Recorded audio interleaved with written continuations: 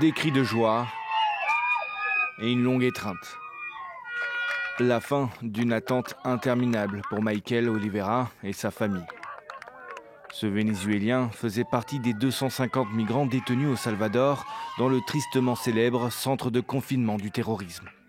Éprouvé psychologiquement, il raconte l'enfer qu'il a vécu pendant ces 4 mois d'incarcération. C'était des coups 24 heures sur 24. Nous n'avions que des boîtes de conserve en guise de nourriture. J'avais un ami qui était gay, ils l'ont violé. Ils nous frappaient quand on prenait nos douches. Je suis heureuse. J'avais hâte de le voir, de savoir comment il allait. Michael Oliveira est parti l'an dernier aux États-Unis pour fuir la crise dans son pays, comme des millions de Vénézuéliens. 2 mois après son arrivée, il est arrêté, accusé sans preuve d'appartenir à un gang criminel.